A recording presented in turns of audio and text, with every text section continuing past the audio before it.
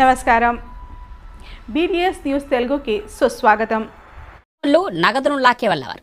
మహమ్మద్గూడలోని ఓ యువతితో ముగ్గురు మిత్రులు మాట్లాడుకుంటుండగా వారిని బెదిరించి కొట్టడంతో పాటు సెల్ ఫోన్ను నగదును లాక్కెళ్లారు. ఆసుపత్రిలో చికిత్స పొందిన యువకులు పోలీసులకు ఫిర్యాదు చేశారు.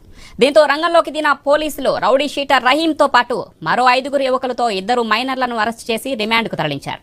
వారి సెల్ ఫోన్లో పలు చోట్ల దాడి దృశ్యాలతో పాటు క్షమాపణ చెప్పించుకున్న వీడియోలతో పాటు కత్తులతో విన్యాసాలు చేసే వీడియోలు చూసి షాక్ అయిన పోలీసులు వారి వద్ద నుంచి 2 డ్రాగులతో పాటు బైక్లను స్వాధీనం చేసుకున్నారు.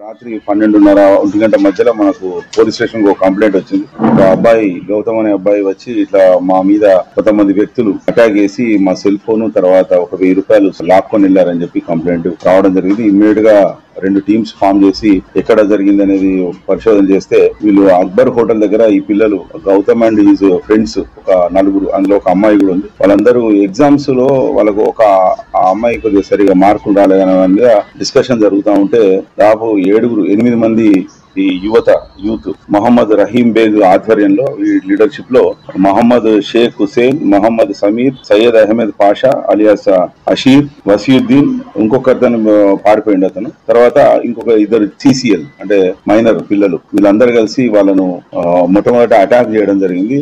చేసి కొట్టడంతో వాళ్ళు భయపడి పారిపోదామంటే అమ్మాయి తన ఇంటికి పరిగెత్తి వెళ్ళిపోయింది, అపార్ట్మెంట్ లోకి వెళ్ళిపోయింది. ఈ 4 పిల్లలు వెంకటేశ్వర హాస్పిటల్ దిక్కు పరిగెత్తారు. ఆ సందులో పడితే వీళ్ళు మళ్ళీ బైక్ల మీద చేసి వాళ్ళని అడ్డగించి మళ్ళీ అక్కడ కొట్టి మళ్ళీ వాళ్ళు పారిపోతుంటే స్కందగిరి టెంపుల్ దగ్గర పూర్తిగా అడ్డగించి కొట్టి ఈ వెంకటేశ్వర టెంపుల్ దగ్గరనే కొట్టే సమయంలో వీళ్ళు మన రాజ్ కుమార్ అనే పిల్లోని దగ్గరికి వెళ్ళి ఒక సెల్ ఫోన్ తర్వాత 1000 రూపాయలు క్యాష్ కూడా దోచుకోవడం జరిగింది. దోచుకొని మళ్ళీ పారిపోతుంటే కొట్టి ఎవరికైనా చెప్తే చంపేస్తాము, మళ్ళీ ఏరియాలో కనబడితే కూడా చంపుతామని చెప్పి బెదిరించడం, విపరీతంగా కాళ్లతోని చేతులతోని కొట్టి కింద పడ్డ తంతు వాళ్ళను చిత్రహింసలకు గురి చేశారు. 29వ తారీఖు రాత్రి 12:30 గంట